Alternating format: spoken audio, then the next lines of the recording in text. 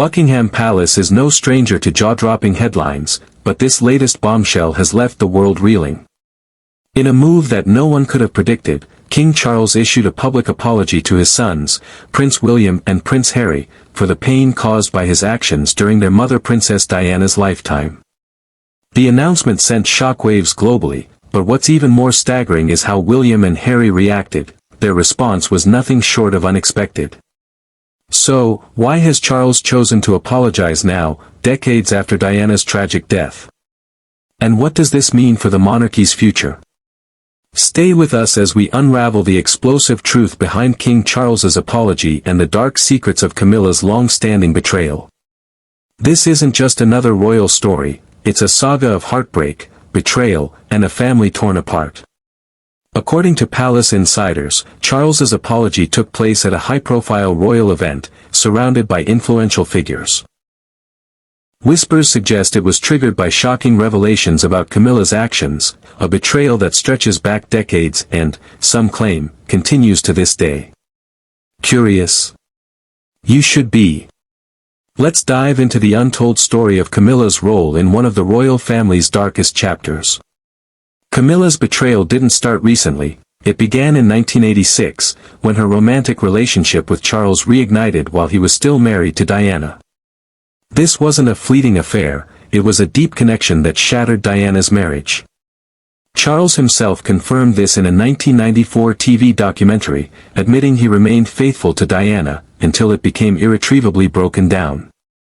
His private secretary later named Camilla as the other woman, turning rumors into undeniable fact. For Diana and her supporters, this was a gut-wrenching betrayal that tainted Charles's image as a devoted husband. The scandal exploded with what became known as Camilla-gate or Tampon-gate. In 1989, a private, intimate phone call between Charles and Camilla was secretly recorded and leaked to tabloids in 1993. The world was stunned by the raw, personal nature of their conversation, which revealed a bond far beyond friendship. The fallout was catastrophic, a humiliating blow to the royal family and a devastating betrayal for Diana, who had long suspected the affair. In her iconic 1995 BBC Panorama interview, Diana famously declared, "There were 3 of us in this marriage, so it was a bit crowded." Her words laid bare Camilla's role in destroying her marriage, cementing Camilla as a central figure in Diana's heartbreak. But here's where it gets even more shocking. Charles and Camilla's affair restarted as early as 1986, while Diana was still fighting to save her marriage. Biographies and insider accounts confirm this timeline, painting Camilla not as a casual friend but as a symbol of betrayal that crushed Diana's hopes. When Charles and Camilla made their first public appearance together in 1999 at London's Ritz Hotel, it was meant to. Camilla's decision to forego the title, Princess of Wales, and take, Duchess of Cornwall, was seen as a nod to Diana's legacy but also an acknowledgement of the public's lingering resentment. Decades later, new allegations surfaced. In 2023, Prince Harry claimed in his memoir and interviews that Camilla leaked private family conversations to the press to boost her image. He called her dangerous, accusing her of prioritizing her reputation over family loyalty. While some, like former royal butler Grant Harold, defended Camilla, Harry's claims reignited the narrative of betrayal. He also revealed that both he and William begged Charles not to marry Camilla, a plea Charles ignored, deepening the rift.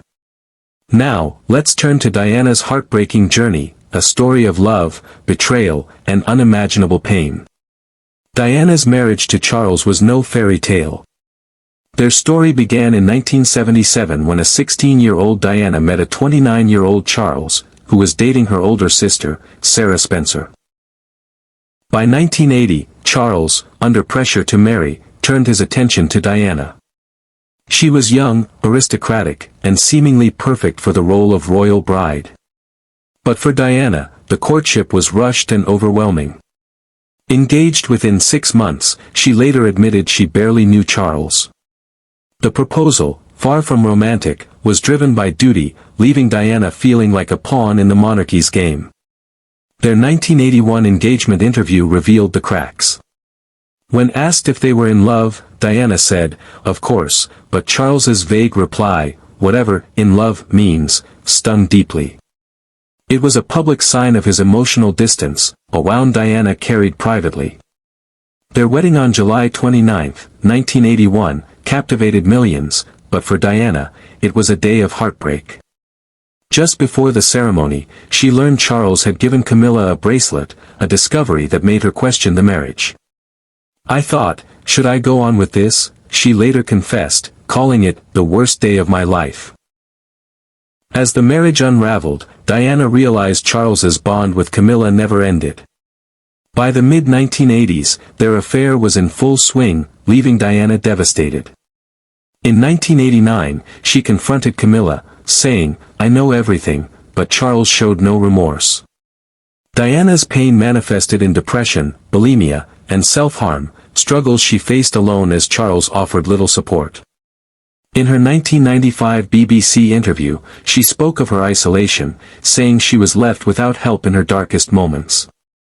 The public learned of her suffering through leaks like Squidgygate in 1992 and Camillagate in 1993, which confirmed her worst fears.